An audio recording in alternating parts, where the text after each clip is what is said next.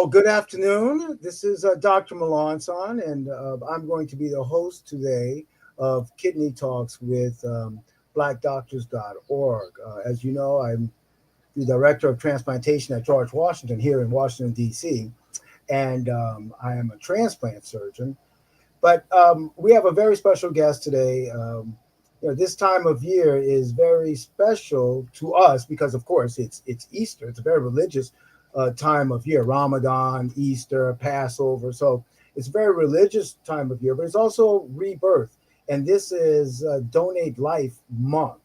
And Kenny Boyd, who's our special guest today, and I go back many, many years. In the field of transplantation, there are lots of people that transit through this field, in the ICU or in hospitals or even in the OPOs, organ procurement organizations. But mostly we get people that become, they earn their bona fides and they become lifelong members. And that's what Kenny Boyd is. He's the real deal. He's been in this field a very, very long time. He's obviously very, very much older than I am. He's a good guy. And like myself, one of his mentors is the great Dr. Clive Callender, who can't be with us today. But it is special because I find Kenny to be a brother in arms. And like I said, we've worked together many, many years. I know at any time I can call him at the drop of a hat and he will be there for me.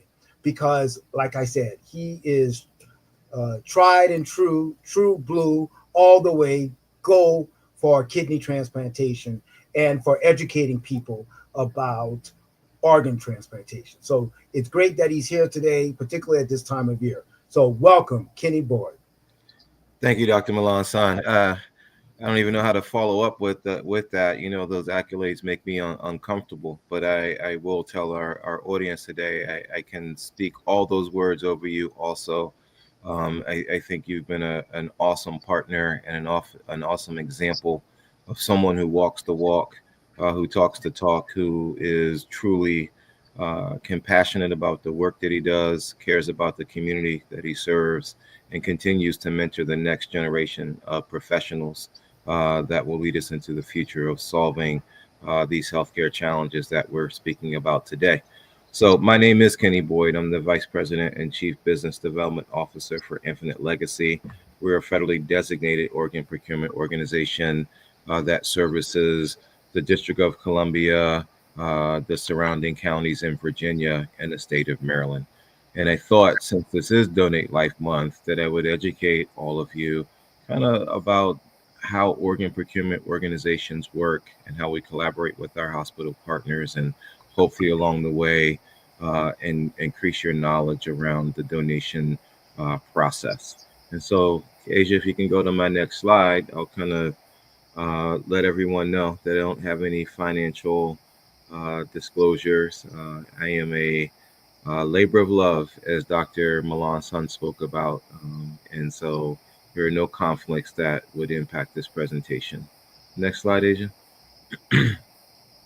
So these is kind of the areas that I would like to, at the end of our conversation, to have some more comfort in terms of your knowledge. I want to talk about what organ procurement organizations do and our role in donation, and then kind of talk about a brief history of organ donation and talk about the current state of organ donation in the United States, and then the ecosystem. How does donation occur? How is that system safe and fair? And then discuss kind of how we interact with our communities to educate them and increase their knowledge and comfort around donation. Next slide, Asia. So Infinite Legacy, again, covers the Washington, D.C. area. We're one of 56 organ procurement organizations, and you can see our service area here with D.C., Maryland, and Virginia. We serve a total of 68 hospitals and 8 transplant centers, and those 8 transplant centers allow us to provide our community with all the available solid organ transplants. You can see that Dr. Melanson's program there at George Washington is listed there, along with Children's National, Nova Fairfax, Johns Hopkins, University of Maryland, MedStar Georgetown, MedStar Washington Hospital Center, Walter Reed, in the University of Maryland Medical Center. Next slide, Asia. So, what do organ procurement organizations do? Our responsibility is to identify potential organ donors, and once we identify those, we work with families to obtain authorization, or we recognize a known designation. Like me and Dr. Melanson, we have organ donor on our driver's license, so that would represent our decision. Then we follow national policies to identify recipients for those donated gifts. In the end, it's transplant centers who make a final decision about whether that organ from that donor is the right match for their patient. And then we provide public and professional education. Next slide, Asia. But before that, and I'm going to give Dr. Melanson the privilege to speak into anything that I'm about to talk, but I think it's very helpful to understand a brief history of transplantation because it really helps to understand both how the need has grown and how that need is really important in terms of servicing our community and how it impacts the Black community. Next slide. So you can see that transplantation really in earnest began in 1950, and from about 1950 to 1980, transplantation was really more of a research on investigative procedure, but it really wasn't as commonly performed in the United States of America. And you can see, based on this information, where we had the first kidney transplant in 1950, all the way up into the 1980s, where we were doing kidneys and liver with some frequency. But one of the challenges is whenever you take an organ from one person and introduce it to an individual, that individual receiving the organ, their body recognizes that this is not something that I came here with. This is not mine. And so the immune system will begin to attack it, much as it would a cold or anything else that enters your body that is foreign. And so because of challenges with immunosuppression, most grafts, most transplanted organs, after 1 year had a 50% survival rate. And so the survival of the organ and the patient were not seen as optimal up until that point. But going into the 1980s, there was the discovery of a drug called cyclosporin. Can you go to the next slide? So cyclosporin was a game changer because it made transplants of organs more successful.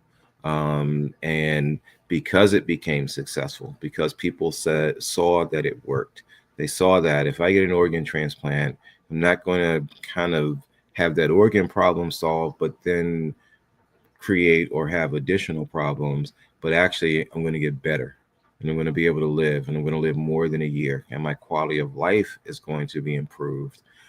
Then the need for organs began to increase because at that point, organ transplantation was identified as a suitable treatment for end-stage organ disease. And so something that works, everyone wants to engage in it. And that in turn caused the need for transplants to expand significantly. And so we'll talk about the current state of donation since 1983 and how the continued increase in knowledge around post-care of transplant patients has continued to see transplantation as an acceptable treatment and continue to increase the number of people who are both suitable for transplant and choose transplant as a response to their organ failure. Next slide, please. And the next. So the next slide, Asia. So you can see that as of April of this year, there are 105,075 people waiting on the wait list in the United States of America. When we talk about here locally, and it's different in each community, but in the area that Infinite Legacy services, there are 3,860 individuals waiting. In 2024, nationwide, 48,137 people received a transplant. You can see that's far less than the number who are waiting. And that resulted in about 4,600 people who died on the wait list. That equates to about 13 people every day. 13 people die every day waiting for a transplant. And it's not because there are not enough organs that are suitable for transplant. We don't realize enough donors. And there are plenty of reasons to that. Sometimes an organ procurement organization is unaware that there was a potential donor because patients who are organ donors originate in hospitals. And sometimes when families are given the opportunity to make a decision about donation, they don't say yes. But it's a puzzle that we have to solve because every 10 minutes, another patient is added to the national transplant waiting list. The next slide, Asia. So this is just a visual because I think you can put numbers on a screen, but I want you to really take a moment and focus. This is the University of Michigan football stadium, and they call it the Big House. And so this is the capacity is 107,000 people. So only 2,000 less than the number of people who are on a national wait list. So just take a moment and look at this and imagine that all of these individuals are waiting for a life-saving or life-enhancing transplant. And 13 of them will die every day. The organs that they're waiting for, heart, liver, lung, kidney, pancreas, or small bowel. So one organ donor can save as many as 8 lives, can take 8 people off of that wait list. The next slide. That same organ donor can be a tissue donor, and their impact can grow to impact another 50 to 100 people. And if you're a recipient of a heart valve or pericardium, corneas that restore sight, bone that can be used in dental procedures or help someone avoid amputation or repair other complex injuries. Skin is used for burn victims, tendons and ligaments for sports injuries, and saphenous vein for vascular repair. All of those individuals, the gift is just as impactful as someone who receives a heart or a kidney or a liver transplant. The next slide.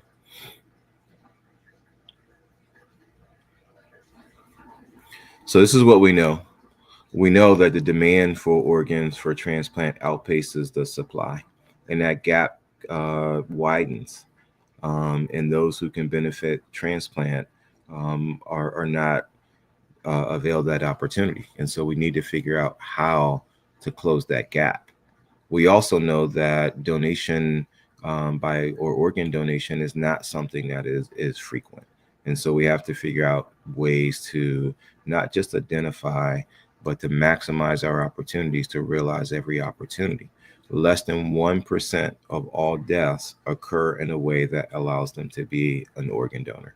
Patients have to die in a hospital, and they have to die of injuries that allow for organ donation to take place. We also have to figure out how to realize more of the potential opportunities that we are provided. We know from surveys that 90% of the majority, that's also the majority of the people in our country, have positive feelings about donation. And we know 51% have registered to be a donor. And of the 25% who have not signed up, or 25% of those who have not signed up, still say that they'd be willing to be donors. So that's about 76% of the population. Only 24% of people say that they're unwilling to be a donor.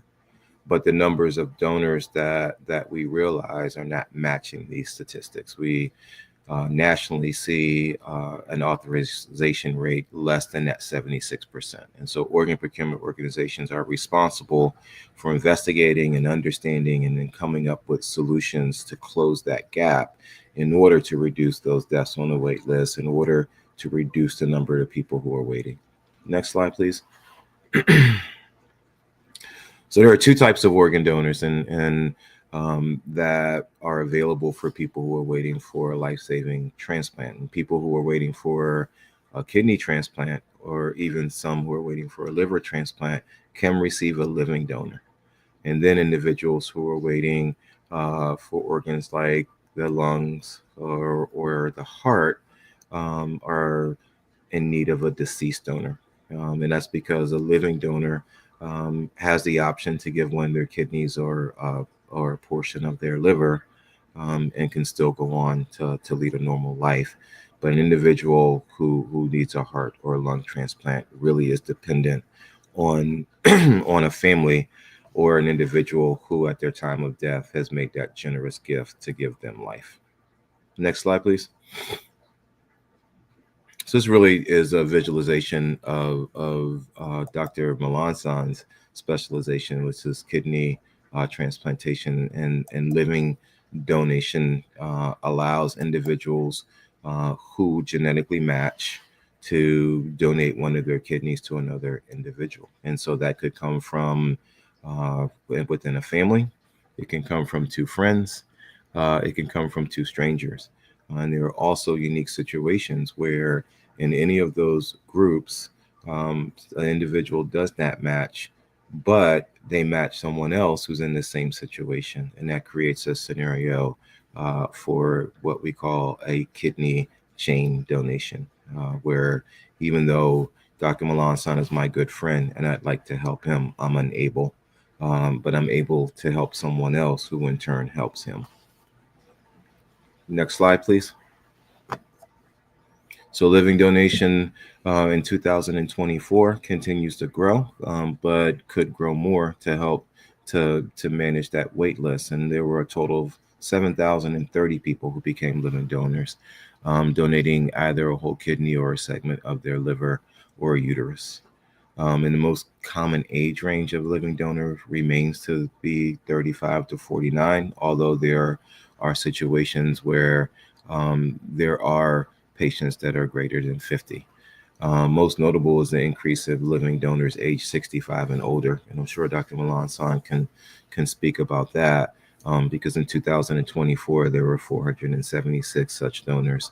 And that's a 14.2% increase. And that level of altruism goes a long way in helping to reduce the number of people who are on the kidney wait list. The other final point is that year over year, we continue to see increases in living donation. That really is an important tool to increase the number of transplantable organs for those who are waiting. Next slide, please. So the other route to organ donation is deceased donors. And this is where OPOs work with donor hospitals to recognize potential donors, work with families to obtain authorization on patients who are declared dead. And then after that, taking steps to maintain the viability of that donor until those organs can be recovered, which leads to life-saving transplants. And then OPOs also participate in aftercare for donor families to make sure, God, that they're supported on their grief journey, and especially in light of their very generous gift. Next slide.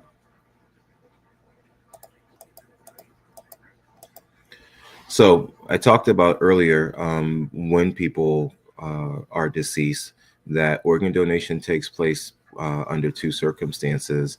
Either an individual has have that information on their donor driver's license, or the family has given authorization if there's no known wish.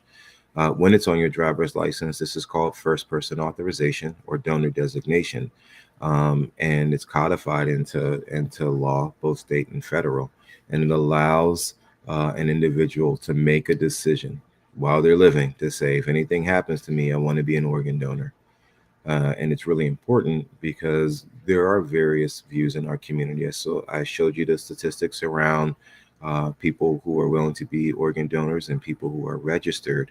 But that 24% who says that they don't want to be an organ donor doesn't have the right to make a decision for someone else. And that really is what donor designation or first person authorization does.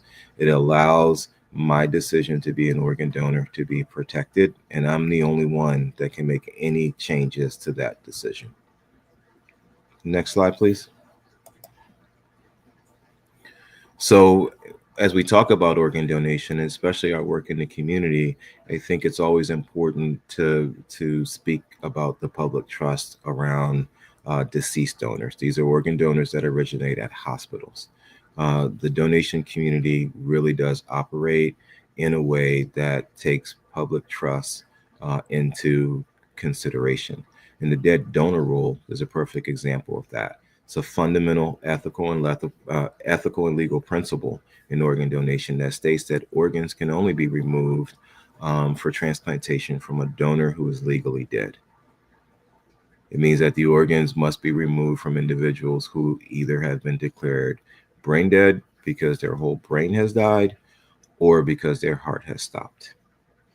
And so the only routes to donation are living donors who make a decision to give, or patients who have died and after their death, organs are recovered to be transplanted into another.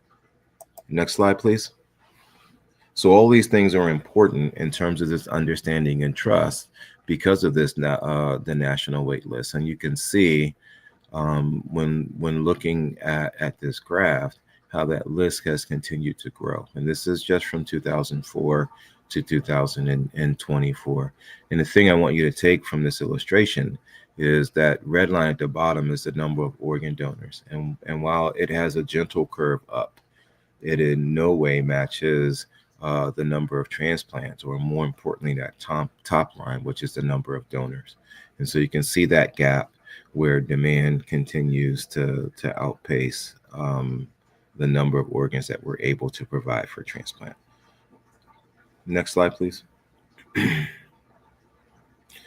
So I talked about the 105 waiting, and now let's go ahead and distill this down to our community. Of those 105,000 people waiting, about 28,500 of those are members of the Black community. Another 24,000 are from the Hispanic, and 8,600 are Asian. 93% of them are waiting for a kidney transplant. Next slide, please. So this gives us an illustration of the number of candidates on the organ waiting list in the United States by race and ethnicity. This is a further breakdown. And you can see that in our community, certainly in the Black community, as I go on to discuss some other data points, you can see why it's important that we're educated, not just about the need, but our ability to make decisions that can have a meaningful impact on decreasing these people who are on the wait list. Next slide, please. So these are the disparities in organ donation. While we make up the largest African Americans, the largest group of minorities in need of an organ transplant, and this is again a breakdown, and this is from 2024. 340 million plus people in the United States of America. We as Blacks make up 13.7% of that list. Hispanics at 19.5, Asians at 16.4, Indian and Native Alaskans at 1.3. Whites make up 58.4% of the wait list. And then when we look at transplants performed, Blacks receive 22.8% and whites receive 49.1% of the available transplants. The numbers of waiting for organ transplants in 2024, Blacks are representing 27.8% of people currently waiting for transplants, and whites represent about 38.5% of those currently waiting for a transplant. Next slide.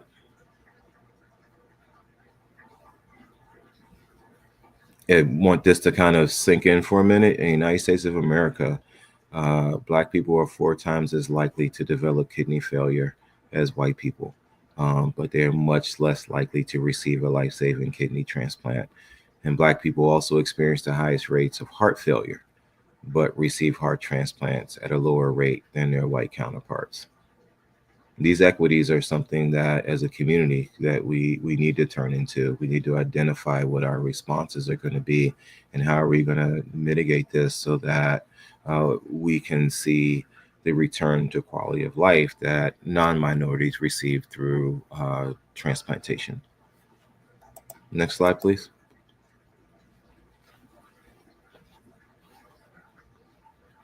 Just some more statistics around organ donation.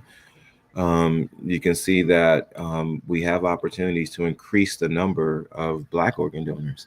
So while we represent 27.8% of the number of people waiting, we only comprise 12.6% of organ donors, which is a question that we have to answer within our own community. Because if we can increase our participation in providing organs for transplant, then we can also help to reduce the numbers for those who are waiting. You can see that whites comprise 66.5% of organ donors, and they are also on highly represented in who gets transplanted. And more importantly, the ratio of whites on the wait list is about 1.5 times greater than that at Blacks.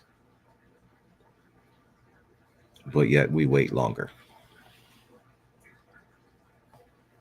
Next slide, please. So just some background, and I'm pretty sure this audience is familiar with this, and Dr. Melancon can speak to this, but it's important to understand that Blacks are in higher need of organs because of the morbidity factors that contribute to those needing transplants, and that illnesses in the African American community that result more frequently in amputation, blindness, and end-stage organ failure. Minorities are 3 times more likely than whites to have kidney failure. And some of these factors include access to health care, or that engagement comes later in the process, if it's existent at all. And when it is existent, the quality is not always, appropriate. And then the fact that on average, minority transplant candidates wait longer than non-minorities in transplant for kidney, hearts, and lung transplants are questions that we need to ask and find answers to. When minorities donate, minority donors increase the probability of minority recipients when matching some organs, because genetic consideration is taken into consideration. And so if we can increase the number of minority donors, then we can increase the number of minority recipients. Next slide, please. And so OPOs are reliant on hospitals to initiate and ignite the donation process, right? Hospitals have to call organ procurement organizations to say, we have a patient whose death is imminent, and that allows the OPO to then come in and determine whether there's some suitability for donation and work with the family. All of this is operating under a structure with government guidance. And so OPOs are regulated and designated by CMS. CMS is the Center for Medicare and Medicaid Studies. And they have rules that say that hospitals must collaborate with an organ procurement organization, that they must refer all deaths, and that all families must receive the opportunity to donate. And that's really important in terms of that public trust, so that people understand that hospitals are separate entities and OPOs are separate entities, that hospitals are focused on saving your life, and only after they've exhausted every effort or every measure that they have to save your life do they then pivot to ensuring that donation is an opportunity to you or your family when it's appropriate. Next slide, please. Our public education extends into the Department of Motor Vehicles and schools and community organizations.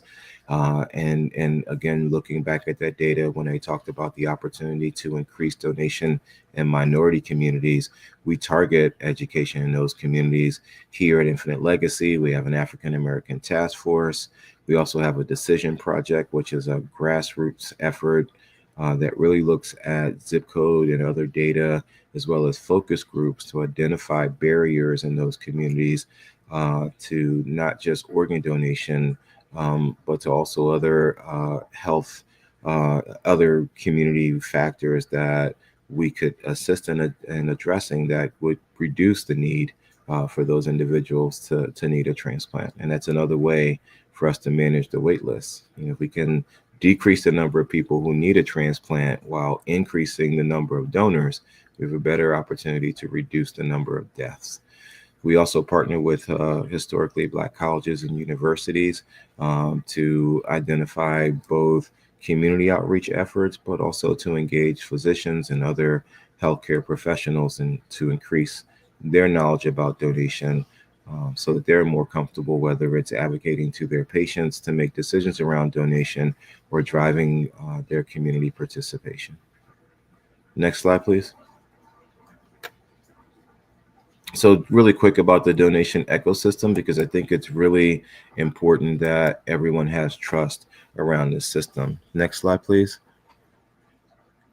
It is illegal to buy, sell, barter, or trade in the United States of America. So both sides of this system are managed and overseen by the federal government. On the left side of this slide, the organ procurement organizations, again, report to CMS. And CMS is the entity that has the authority to designate or undesignate an organ procurement organization. On the right side is HRSA, which is oversees the OPTN, which is the Organ Procurement Transplant Network.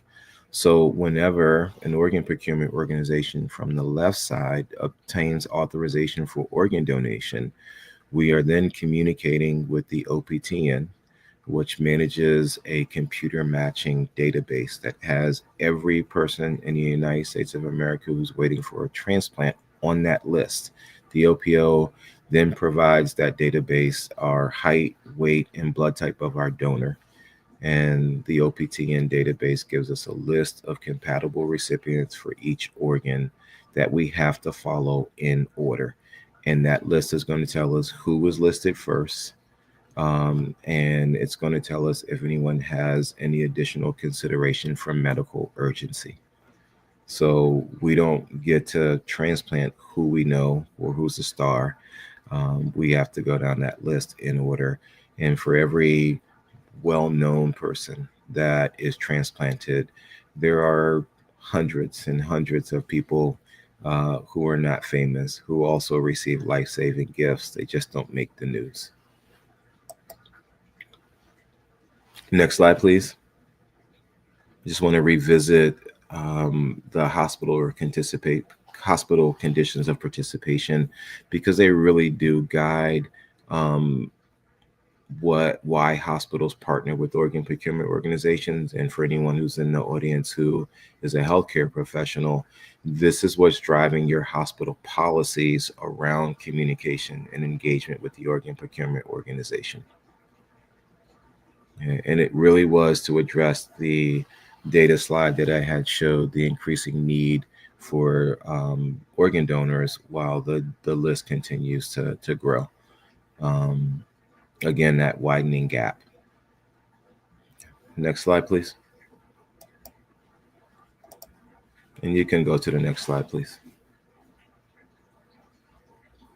So we talked about the organ donor routes. I just want to revisit those one more time. Living donation, again, is when an individual gives a kidney or a portion of their liver.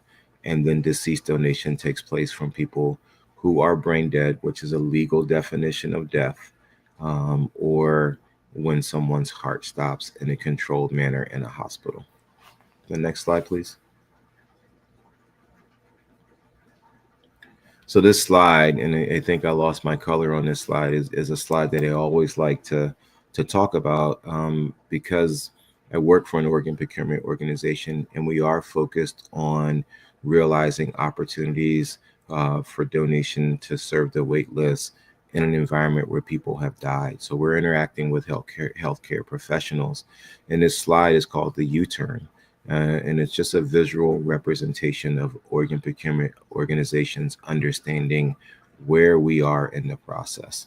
If you look at the left side of this slide, we understand that when individuals are admitted to a hospital, that they receive aggressive treatment, that the care team is focused on resolving that immediate issue to save a life. But sometimes, despite the expertise and the resources, they're just unable to reverse an injury or a condition that they've been presented with. And at some point, they begin to realize that and express to the family a grave prognosis. And right around that time, because of the conditions of participation by CMS that drive hospital policies, hospital providers contact OPOs. Not when you're admitted, not when you come in for a surgery, but only when death is imminent. And that once death is declared, that the organ procurement organization, like Infant Legacy, is going to interact with the legal next of kin.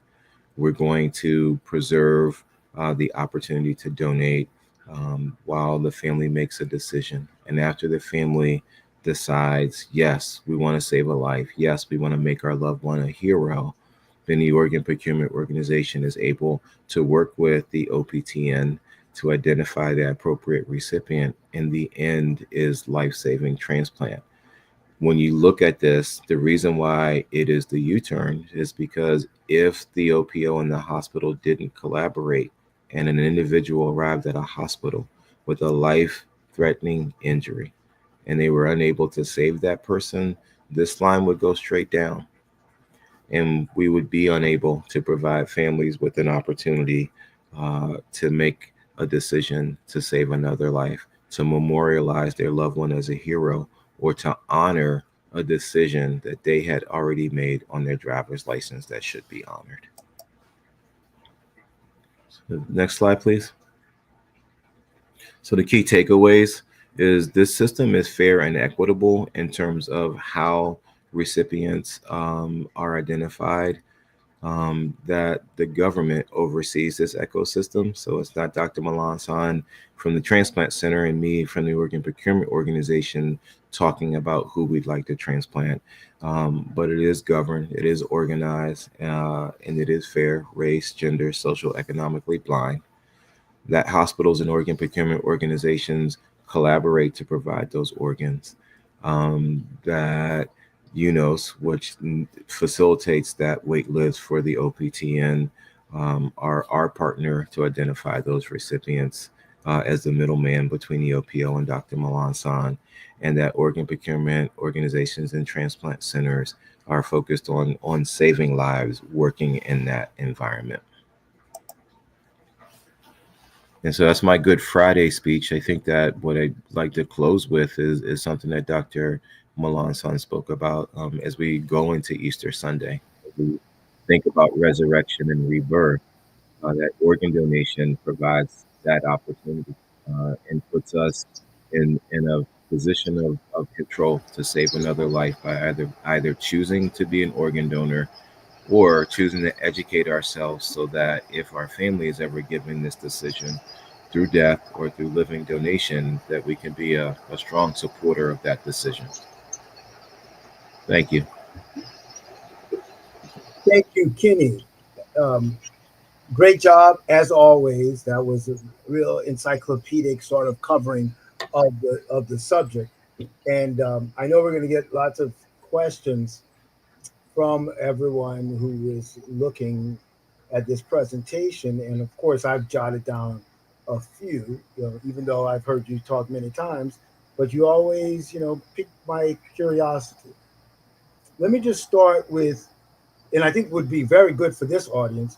Right now, as you know, it kind of ebbs and flows. So right now, there's been a little bit of a downtick with minority donors, deceased donors.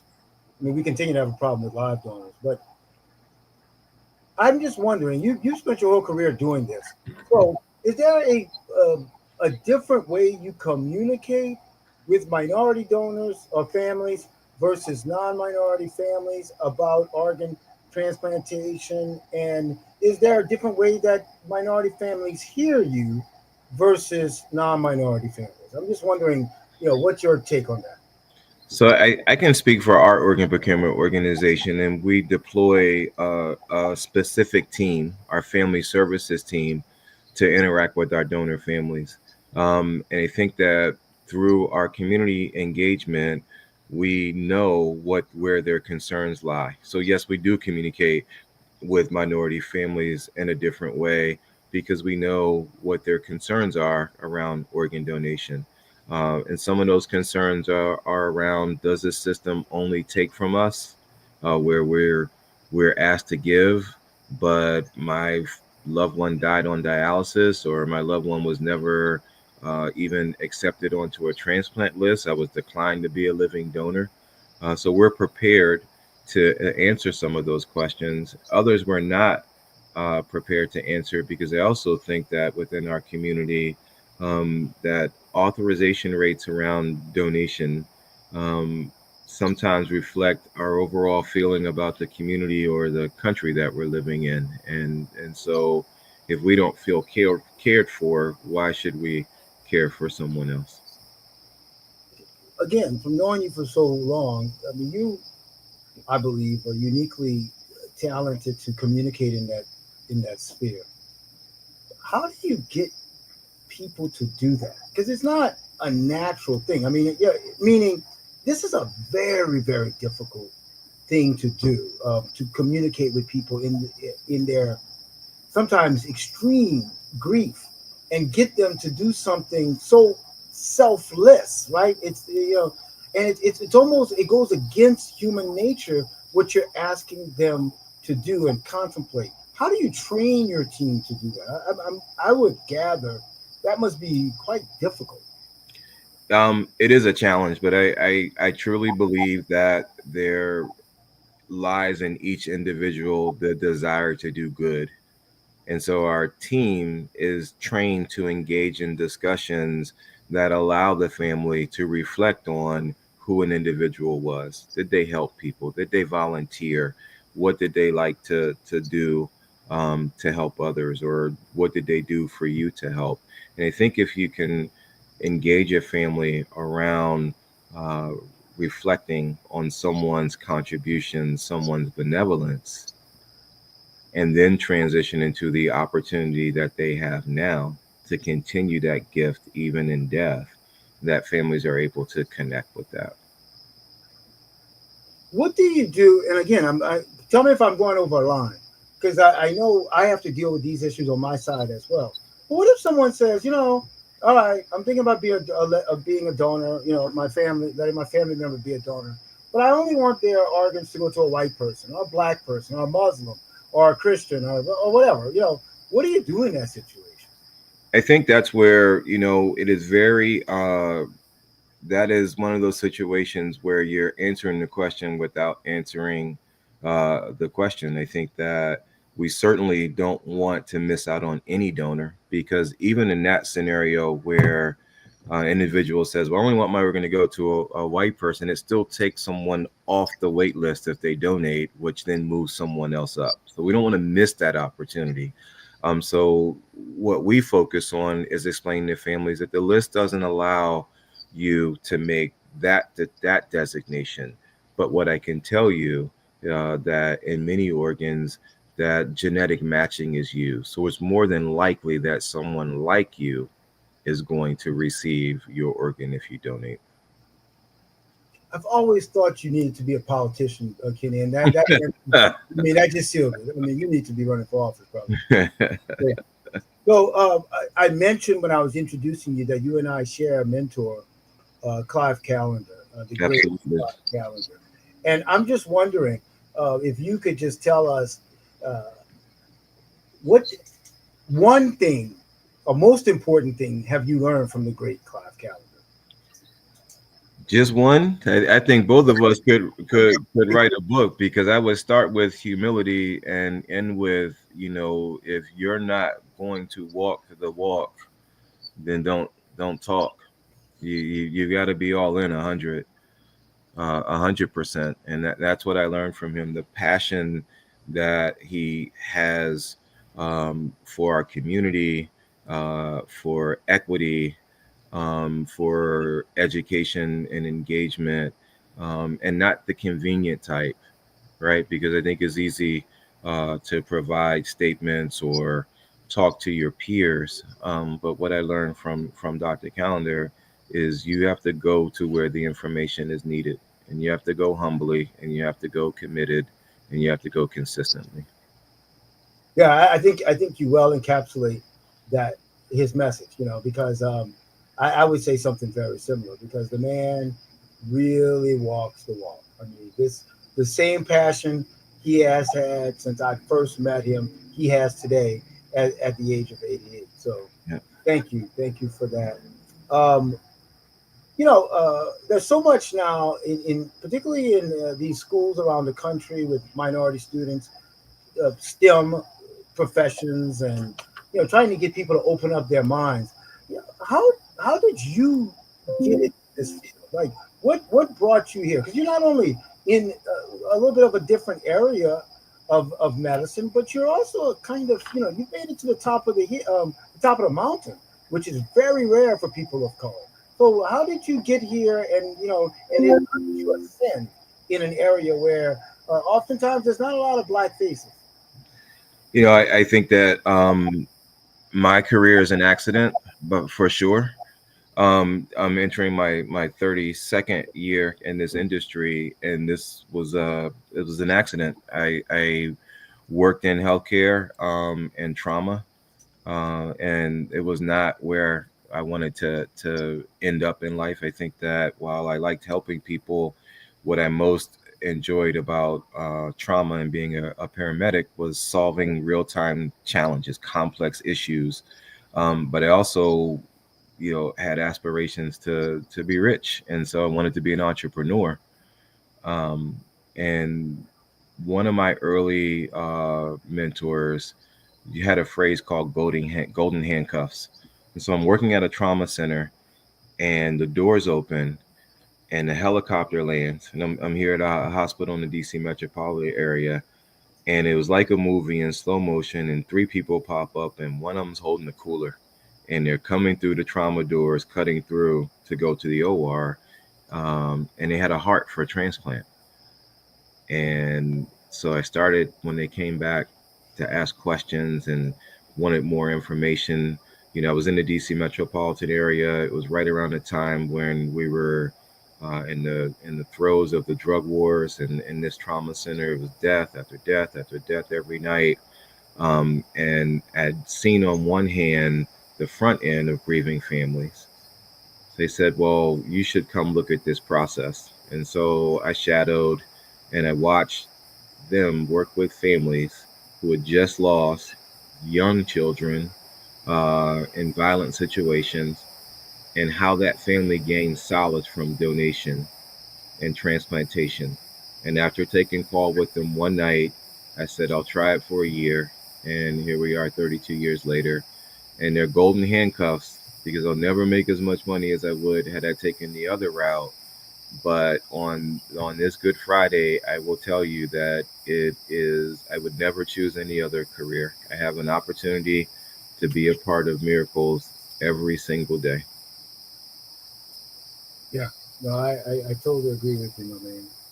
Um, Let me ask you, you did a great job of illustrating the challenges. Where do you see the greatest potential? Everybody's been reading about xenotransplant. We're going to be doing pig organs into humans. That's really going to take off, but that's still the future. We need to maximize human organs going into humans. We need to maximize deceased donation. What's our greatest potential in this area? I think the most immediate potential is on one of my slides. I had shared that 51% in this community are registered to, or 51% of the people in the United States of America are registered to be a donor. 90% of the people think it's a good thing. I think the immediate potential is to begin to close that gap by answering some of the concerns that people have. And some of it's education. People think, oh, if I'm a donor, they're not going to take care of me. people think that the system doesn't serve them, that it's not fair. So I think that the most immediate opportunity really is broader and more public education to address the concerns and the barriers people have to registering. Organ procurement organizations are not for profit. And if our country truly treated this as the healthcare challenge that it is, we'd have Super Bowl commercials instead of some of the smaller stages that we have to drive the conversations. We'd have on prime time this discussion with open Q&A. As you were saying that, I just thought of a new lyric for Kendrick Lamar in his Super Bowl commercial for you, being, they are just like us, they're Yep. us, because that's the point, right? We are all tied into this thing together. Lynn Johnson was saying at dinner last night that, the one thing about this challenge of life is none of us will get out of the challenge alive, right? We're all gonna meet our maker at some point, and we might as well do it in the best way possible, which is giving life. And what you do, and what I'm a part of as well, is giving life. But I love the way how you've tied this into Easter, and because it is all about a resurrection of sort. Let me just check to see. Do we have any questions? No questions out there. Well, a lot of the questions come up later when people rewatch this. So I'll just, one more thing I wanted you to, because again you covered this, but I'm just wondering, for tissue donors, because tissue donation is a little bit different from solid organ donation, or do you find that most of your tissue donors are both, or are they two distinct populations, or is it a mixture? There's a mixture, but remember, less than 1% of the people who die in a manner that allows them to be an organ donor. You've got to die in a hospital on a ventilator. So more people die in a way that allows them to be a tissue donor than any person who dies in a hospital. So that pool is greater. So you can be an organ donor and then also go on to donate tissue. But a person who dies at home, who dies on the way to the hospital, who dies, who's not on the ICU, and it's not predictable, they're only going to be a tissue donor. That pool is far greater. I see. So there's a lot more tissue donors than solid organ donors. Correct. Okay. And then, again, you alluded to this, but just to drill down a little bit before you go, your field is coming under a lot more scrutiny recently, my field as well. But the idea is to markedly increase efficiencies, to get many, many more organs transplanted. I mean, there's a push for, 65,000 organs? Yes. In the next few years. So in order to get to that level of efficiency, well, first of all, let me ask you, what do you think is going to be the most effective way? But let me tell you a little bit of my bias, which is I believe that there are too many OPOs, that you need more of, not monopolies, but just consolidation. But tell me your ideas, and if you think my idea has any merit.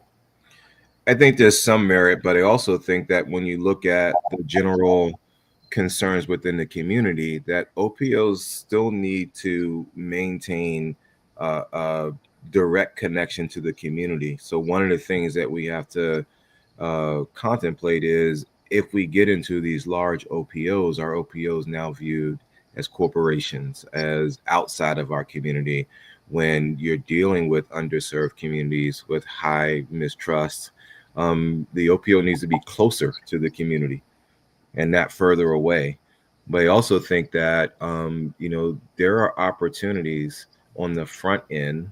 So I believe OPOs need to do a better job of realizing donation opportunities. And I think transplant centers can identify ways to use more of the organs that OPOs present. But I also think on the front end that hospitals need to be compelled because they are the ones that ignite the donation process, to be more consistent in their processes so that we are made aware of every opportunity as early as possible, so that we can bring all the resources that we have to service a family who has the opportunity to say yes. Okay. All right. Well, thank you, Ken. That was a great answer, and I really loved your presentation. I thought it was very probing and important for this audience to contemplate. Anyway, have a great Easter weekend, and I hope that the spread is delicious, because I know you're a good cook and you're going to be bringing it. I was hoping for some of your Creole dishes this week. I'm going shopping as I leave this presentation. But as far as blackdoctors.org, we will be back in the next few weeks with a new kidney talk. And I'm not sure, do we have we don't have an actual subject just yet, but it will be in the area of kidney donation and kidney disease. But thanks again, Mr. Boyd. As usual, you knocked it out the park, and we appreciate it. Until next time, goodbye and good weekend and happy Good Friday. Happy Easter.